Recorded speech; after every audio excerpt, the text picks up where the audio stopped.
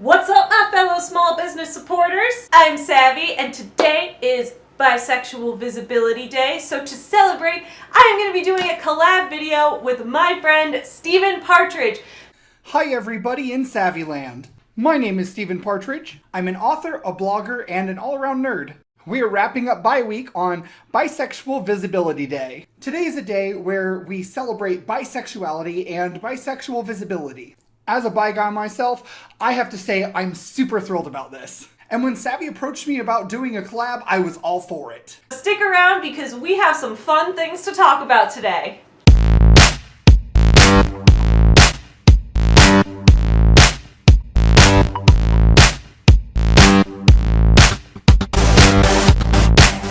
Welcome, friends! If anyone is new here, please don't forget to subscribe to this channel because every Monday, Wednesday, and Friday I have new videos coming out about books and writing. In today's video, my friend Steven and I decided to team up and share some of our favorite bisexual characters of all time. I'm going to be presenting his top 5 characters, and on his channel he will be presenting my top 5 characters. So if you want to see both of our selections, make sure you check out his channel as well, which is linked in the description below, and you will see who my top 5 favorite picks were for this. So this is going to be super fun. Today I'm breaking down my top 5 canonically bisexual characters in media. With all of that said, take it away, Steven. My number 5 pick is Enzo from The Savior's Champion. The Savior's Champion by fellow authortuber Jenna Moresi is an amazing dark fantasy romance book. However, today we're not talking about one of the main characters. We're talking about the side character dubbed the dog, Enzo. I love Enzo because he's so loyal. Like, when you look at his personality, it becomes pretty obvious pretty quickly why he's dubbed the dog. Not only is he super loyal to his allies, but he's also very ferocious. And he talks with a Russian accent if you listen to the audiobook. I like Enzo a lot because, unlike the majority of the characters who are competing in the Sovereigns tournament, Enzo isn't utterly reprehensible. He's a little bit more on the quiet side, but that does not mean he can't throw down. I won't spoil what happens with Enzo in the book. You'll have to read that for yourself. But I have to say, Enzo pretty solidly earned this place. Okay, first of all, I love that the first thing you picked was an authortuber book. I love reading books by authortubers. I've been trying to do more and more reviews of those, and Jenna Moresi is one of my favorite authortubers of all time. I think she was one of the first authortubers I started watching, and now that I've actually gotten to know her a little bit better on a more personal level, I think she's a fantastic person as well as an awesome authortuber. So I absolutely need to read her book now that I know that not only is it a book written by a person I really like, but it also has good bisexual representation in it. What more could I want? Number 4 on my list is Iron Bull. Iron Bull comes from the Dragon Age franchise, specifically Dragon Age Inquisition. I love me some mask bi representation. Iron Bull is funny and witty, and you don't see that a lot in a warrior type character. Oh, and minor spoiler for the game, so skip out now if you don't want to be spoiled. I love that if you don't romance Iron Bull or Dorian, they couple up. And then they have this banter that goes back and forth and shows that they not only care for one another, but they also playfully jab each other. Playful jabs are a mark of a healthy romance in my opinion, and I am all about that healthy romance. So because he subverts a lot of those more toxic stereotypes associated with a brute archetype character, that's why Iron Bull earns number 4 for me. Yes to healthy romances! Can we talk about that? How difficult it is in so many books to find romances that are like healthy between characters and are not just like, oh, these two have chemistry, let's just smash them together. Like, no, that sounds like a great character. Number 3 goes to 736. 736 or 736 is the main character from Alethea by Megan Tennant. I've already done a review on Alethea, so you can check out my thoughts on the book itself. However, I have to say that I really dig the strong female character archetype.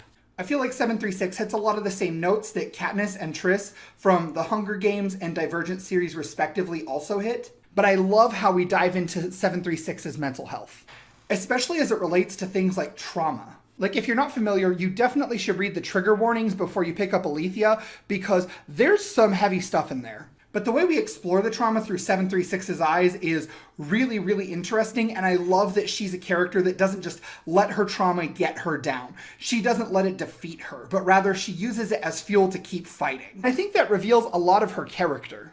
736 almost got the number 4 spot for this and swapped places with Iron Bull on my list.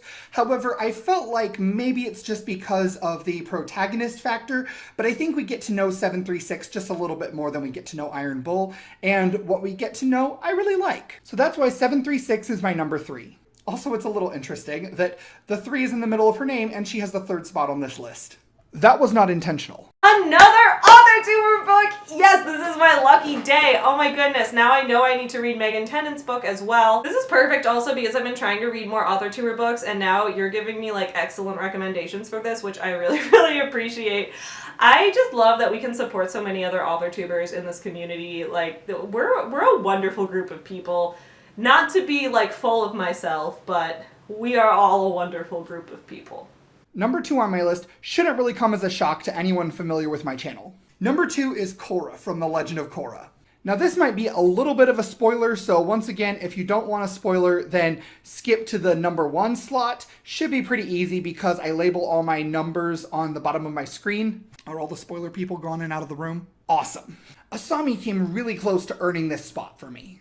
I mean, I absolutely love that she's smart and she's capable, and Asami seems to be like the most well-grounded out of the whole Team Avatar version 2. But what really sealed Korra as the number 2 slot for me was just the fact that we get to see her journey. We get to see her grow and mature through years of her life. Much like 736, we get insights into Korra's trauma, and we get to see how she overcomes that. And I love seeing a character who starts out as a strong, brutish hothead get broken to the point that they realize that they just can't do it on their own. And Korra learns that. Now, don't get me wrong, there were some glaring flaws in Season 2, but even Season 2, I think, worked to help develop her. And I just love seeing a character go from being a very reactive sort of character to becoming a character that makes intentional choices and is willing to even sacrifice their own mental health and physical health for the greater good. And what's more, even when she's confined to a wheelchair, she still never gives up. She keeps going on because that's the kind of person she is. She's a strong fighter. So Korra easily earns this number 2 slot. Okay, so I need to apologize in that clip for the like video and sound issues. I don't know why, but every time I imported that clip into my editing software, it was just sound every time, and I kept retrying it over and over again, trying different things. But for some reason, I don't know what's wrong with the file, but it was just sound, so I put a visual there instead. As I like to say, I'm savvy, but I'm not tech savvy. And you might be asking, who's your number 1? If Korra was number 2, who's number 1? Number 1 embodies bisexual pride and pansexual pride, even down to their color palette. And that, my friends, is Molly Mock from Critical Role. Once again, this shouldn't come as a huge shock to people who are familiar with my channel, but I love Critical Role. And I really feel like Taliesin captured something special in Molly Mock. Molly Mock was the sort of character who came off as being that roguish, rakish sort of archetype, but then as we get to know him a little bit better, we see that Molly Mock is actually arguably the most heroic out of the entire Mighty Nine.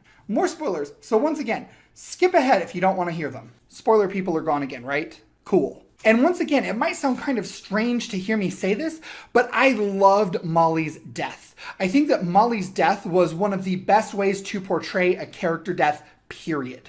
When Molly died, it had significance and impact on all of the characters. We got to watch as it broke them. It broke these people that he had an impact on with his life. The scene where they went to Molly's grave made me cry. Few character deaths have had such a massive impact in story. Molly's death also drove Yasha to question her very place among the party. Like, she and Molly were together from the beginning. And the fact that now he wasn't there to tether her to everyone else, she had to figure out where she fit into all of this. Molly may have had a sort of distant air about him, and he was a phenomenal example of how a character can be flamboyant and feminine and masculine and pansexual and not just be defined by those things. Molly came off as this snarky, witty, jabby sort of character who always had something clever up his sleeve. But when the party easily overcame bandits, he gave them a life talk and gave them money instead of taking things from them, and he told them to go make an honest living. Like, that really impressed me. You don't see too many characters doing things like that. And Molly didn't just do that with them. Molly was the sort of character that invested in his friends. He worked to make them better. He never berated them. He never tore them down, but rather he built them up using his words, using his actions. Like, Oh my gosh, Molly is absolutely amazing. And that's the reason that I feel he earns the #1 slot on my list. Well, I should have left before the spoiler section. That was my mistake. But I can't very well do that when I'm the one editing this video, can I? No, I'm just kidding. It was a spoiler for me, but no, this character does sound really fantastic, so thank you for sharing that. If you like bi-representation in your media, then check out my new adult comedic fantasy adventure novel, boy that was a mouthful, The Misadventurers: An Almost Epic Tale. It's available now on ebook and paperback. Oh my god, yes, Steven, I still need to read your book, and I'm super excited for it because it sounds awesome, and I've heard amazing things about it, and like, you're awesome, so I'm sure your writing's also awesome. I can't believe that in my videos I made for your channel, I forgot to mention Sculpt Yourself, which is my novel that has a bisexual character in it. Hold on, I'll show her to you. Her name's Kelly. She's gotten a little ragged from going to book signings with me, and she used to have blue streaks in her hair, but they're starting to fade, which happens in the course of the book, so maybe you're trying to tell me something. But in all seriousness, check out Sculpt Yourself, linked in the description below. It's a great way to celebrate some own voices writing on Bisexual Visibility Day. Same thing for Steven's book. Check out his book as well, which I have also linked in the description below. Support your author-tubers, support small businesses, do all the good shit. Until next time, whether it's on the page or at the table, tell your story your way. Bye. That's all we've got for today. I will see you guys again soon. Please let me know in the comments below if you would like to collab with me at any point, because I just love doing collab videos with friends here on booktube and on authortube. I think it's so much fun. But in any case, I will see you guys again on Wednesday. In the meantime, have fun with your reading. Bye!